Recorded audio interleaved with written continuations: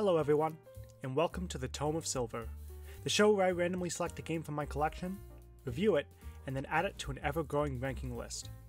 It's fascinating watching the evolution of Deadpool as a character since he first debuted in New Mutants number 98, all the way back in 1991. When he first debuted, Deadpool was introduced as a villain, hired to take out the superhero Cable and the New Mutants team. In this appearance, Deadpool was not very developed, giving a few wisecracks here and there, but otherwise was a pretty run-of-the-mill mercenary type character. As time went on, however, Deadpool was developed much more as an anti-hero, and would start to gain his signature fourth wall breaking antics, and a much more fun personality to boot. These depictions of Deadpool would eventually make him a well-loved character in Marvel Comics, and nowadays it could be argued that Deadpool stands among some of the more popular characters in comics. In 2012, it was announced that the Merc with the Mouth would be getting his own video game, created by High Moon Studios, who at the time were best known for creating the very successful Transformers War and Fall of Cybertron games. With High Moon Studios at the helm, how well was this wisecracking comic character transitioned into the world of video games? Grab your swords, take a bite out of a chimichanga, and let's turn the page to Deadpool. Deadpool is a 2013 action-adventure game, released initially for PC, Xbox 360, and PlayStation 3, later being re-released for the Xbox One and PlayStation 4. Here we play as the titular Deadpool, who in all his fourth wall breaking glory has contacted High Moon Studios in hopes of creating his very own video game, with himself as the star of course. Though initially reluctant, High Moon Studios accepts after being politely threatened by Deadpool. From there we start the game's story proper, and it's relatively straightforward. Deadpool is hired to take out a corrupt media mogul, Chance White. After hunting him down for a bit, Deadpool finds out Chance is working for X-Men villain Mr. Sinister, who kills White after he outlives his usefulness. Angry that his contract was just murdered by someone else, Deadpool confronts Mr. Sinister, who makes quick work of Deadpool. After his healing factor restores him, Deadpool meets up with Deadpool, Wolverine, Psylocke, Domino, and Rogue, who are also out to stop Mr. Sinister from conquering the world with his army of clones. Wanting revenge on Mr. Sinister for stealing his contract, Deadpool and the X-Men travel to the island of Genosha to find and put a stop to Mr. Sinister. Deadpool has access to both melee weapons and firearms, which the player can switch between on the fly to decimate the many goons the game throws your way. As with most action games, Deadpool can perform light and heavy attacks, which you can string together to perform various combos. Meanwhile, shooting is a pretty standard third-person affair, allowing you to shoot and aim down your sights for more precise aiming. I quite like switching between these two weapon styles on the fly, as it let me quickly take out enemies at a distance who were giving me trouble, and immediately switch back to slicing up the enemies beside me with zero delay. Also, I really like that if you're walking away from an enemy, instead of having Deadpool backstep like characters would in other third-person shooters, he'll instead just run and shoot backwards at the enemy. It's cool shooting at an enemy while doing a no-look. It's very charming. Pressing B or the circle button will allow Deadpool to teleport a short distance to avoid enemy attacks, and if you press the dodge button just as the enemy is about to attack, Deadpool will perform a counter. However, this counter was a little finicky. Quite a few times I would hit the button as the counter icon was above an enemy's head, but would end up teleporting, which was very common. This game should have put the counter on a button other than the dodge, as when I wanted to counter, I would sometimes instead just start teleporting all over the place, which would move me away from the fight and disorient me. This definitely needed to be tweaked a bit. Deadpool's healing factor from the comics plays a role in the game as well, allowing the player to restore HP if they can avoid being damaged for a while. Deadpool takes noticeable damage the more he is hit, with his suit tearing and his skin being noticeably bloodied and torn, which will heal and restore as you get your HP back, another really cool detail. As you defeat enemies, you earn DP points. I hope I don't need to point out that DP in this case stands for Deadpool. The game actually has a fun risk and reward combat system because of these DP points. As you attack and build up combos, the amount of DP points you acquire will start to build up, with the multiplier becoming higher as you get a bigger combo. At any point, if you step out of combat, you can cash in the DP points to add them to your total. However, if you get hit and have your combo broken, then all the points you acquired with that combo will be lost. This is a neat idea. It keeps the player properly focused with the fight, as they'll need to be paying attention on whether it's the right time to momentarily step out of the fight, or if they want to risk losing their DP points by continuing to build up their combo. Once you have enough DP points, you can use them to buy upgrades for Deadpool, such as additional teleport dodges, faster healing, and the like, as well as being able to buy and upgrade additional weapons. These can include sais, hammers, as well as shotguns, laser guns, and machine guns, which all do a good job at giving additional moves to Deadpool, allowing for new ways to approach combat while also preventing the combat from getting too stale.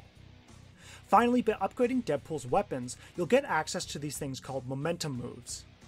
As you fight, momentum meters will start to fill up, and once full, will allow Deadpool to use a series of hard-hitting attacks to clear out lots of enemies. Each of these moves feel good to use in their own right, and since they build up by actively attacking enemies, it encourages the player to be much more aggressive in their approach, giving the combat a very fast-paced flow to it. All in all, I quite like the combat of Deadpool. It has good variety, and being able to instantly switch between melee and long-range weapons feels seamless, keeping a pretty frantic and fast-paced fighting system. You can't pull off crazy combos like with Devil May Cry or Bayonetta, but for what the game is trying to accomplish, I think the combat system does its job pretty well. The combat can start to feel a little repetitive as you reach the final few stages of the game, but thankfully Deadpool manages to continuously throw multiple new styles of gameplay the player's way, which certainly helps stave off repetitiveness. As those who've read the comics know, Deadpool is insane, often speaking with two other voices in his head and experiencing delusions. Because of this insanity, combined with Deadpool's fourth wall breaking, you never really know what to expect next as you make your way through the game. One second you'll be wandering through an abandoned prison, and the next you'll walk into a pool party for Deadpool, where you'll be able to walk around and mingle with the guests. Or one moment you'll be exploring Genosha's catacombs, and the next you'll be transported into a 2D side-scrolling level, complete with a boss fight. The game is constantly switching up the gameplay in a way that feels true to the character of Deadpool, and the unpredictability of what's coming next makes the prospect of continuing the game exciting. Of course, this element of surprise is greatly diminished on repeat playthroughs when you know what's coming next. And as fun as it is seeing the game become a top-down dungeon crawler, these segments are pretty short and rather basic in design, so when that little joy from the surprise isn't there, these segments don't hold up quite as well on subsequent playthroughs. Still, they do offer nice breaks from the game's combat, and they will definitely be fun to see for first-time players. Honestly though, I find whether or not you enjoy this game won't be dependent on whether or not you enjoy the game's combat and different gameplay styles, but rather how well you mesh with the game's sense of humor. Deadpool, ever in character, never stops talking in this game, and as such, the game is filled to burst with jokes and visual gags, which fire on all cylinders and never let up until the credits come to a close. Even as you walk through empty hallways without an enemy in sight, Deadpool and his voices will banter back and forth, which prevents a lot of dead air and can keep the player entertained. It's essentially a 5 to 6 hour stand-up routine starring Deadpool that you happen to be able to play through with a controller. This is perhaps Deadpool's greatest strength and greatest weakness. Comedy is incredibly subjective, and what may be funny for one person may not be funny for another. If you gel with the comedy style of Deadpool, then I feel the comedy here is enough to carry most of the game, even if you don't quite enjoy the combat system. Admittedly, the game has quite a number of pretty juvenile jokes which made me roll my eyes, but it also has fourth wall breaks, visual gags, and some funny interactions between Deadpool and the other X-Men characters, which got some good laughs out of me more than a few times. It also helps that the humor in this game is carried by the incredible vocal performance of Nolan North, who plays Deadpool and both the voices in his head. Nolan North's performance manages to make me laugh at jokes I otherwise wouldn't have with his killer delivery. Nope. Ah, shit! Ah! If you don't enjoy Deadpool's sense of humor, however, this game will be a massive slog to get through, as the game is pretty much all jokes. I've sat through comedy routines I found completely unfunny. They're painful. Even if you like the combat system or the different gameplay styles, the humor will probably make you sick of the game before you even manage to finish the first level. Watch these few clips here. How much C4 is this gonna take? It's no more than 20 ounces. What? Oh, I hate the metric system. How much in American? Let's see, you carry the 7... Dude, fuck math. Just use all of it. Lo behold! #1 fangirl is hot!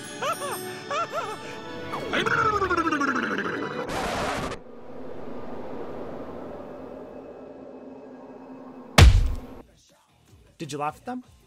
If so, then you'll most likely have a fun ride playing through Deadpool. If you didn't, then I don't think this is the game for you. Once you beat the game, besides replaying the game on a higher difficulty, the really only other thing to do is to play the game's challenge mode. In challenge mode, you are placed in a small area and need to take out as many enemies as you can. At first, you'll just select a difficulty and need to take out a specified amount of enemies to complete the level. Finish the bronze, silver, and gold difficulties, and you'll unlock the infinity mode for that level, which just means enemies keep spawning until you are defeated, and you can just try and get the highest score you can.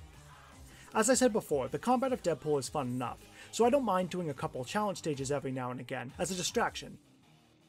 It should be noted, however, that each infinity level also gives you an unlockable costume for Deadpool, which even switches up Deadpool's sword for some other kind of weapon, like rubber chickens or fairy wands. Now for those who know me, you know I love unlockable costumes in games, so this was very exciting. This excitement wore off, however, once I found out that the costume is only usable in the Infinity stage you unlock it from.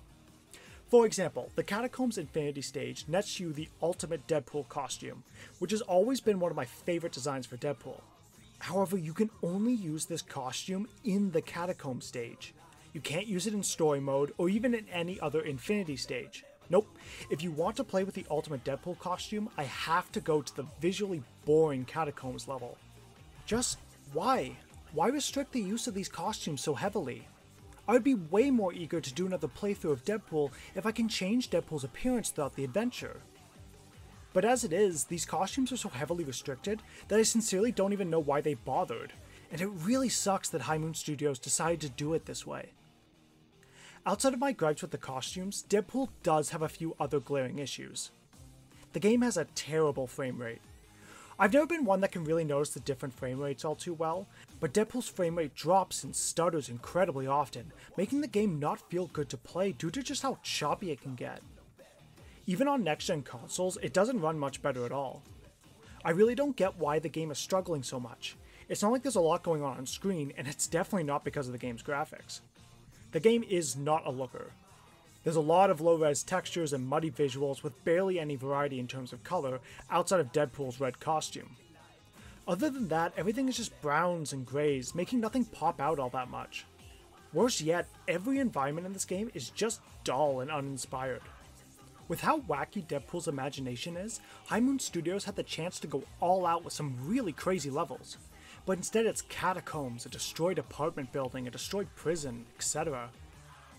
Most of the game takes place on the island of Genosha, which in the comics was an incredibly important location where Sentinels committed mass genocide on a group of mutants. Despite how interesting of a location this could have been, outside of the 20-minute level where Deadpool gets to use broken parts of destroyed Sentinels to proceed, the area feels boring to explore, and I wish they got more creative and comic booky with the environments. Instead, what we have is very dull and generic, which just doesn't fit the vibe of Deadpool. My final complaint is I genuinely can't remember a single piece of music in this game. I know the game has music. When I look up the OST on YouTube, I can see the game had music tracks, but man, I can't even slightly remember a single track. And that's too bad. Deadpool is a heavily flawed game. It has very poor performance, ugly visuals, and incredibly uninspired environments for what's usually a creative and bombastic comic character. And if the game's humor doesn't click with you, it will be excruciating to play through. If you do enjoy the game's humor, then I believe that the jokes, the basic but fun combat, and numerous surprises the game puts the player's way can still make for a very fun experience. The game does suffer a bit on repeat playthroughs, but I think the game is enjoyable enough that if you're a fan of Deadpool, then it's worth at least giving a try. Who knows, you might just have more fun than you think. With all that in mind, Deadpool will be taking the number 11 spot in our ranking. It's fun, but not something I will run back to replay all too often. It's too bad Deadpool had such a forgettable soundtrack. Luckily for us, next week's game will have a strong musical element to it, but it's not a rhythm game. It does have some Nintendo characters though, from the unlikeliest of places. Please look forward to that. In the meanwhile, thank you so much for watching. Take care, and may we see each other again when we turn to the next chapter in the Tome of Silver.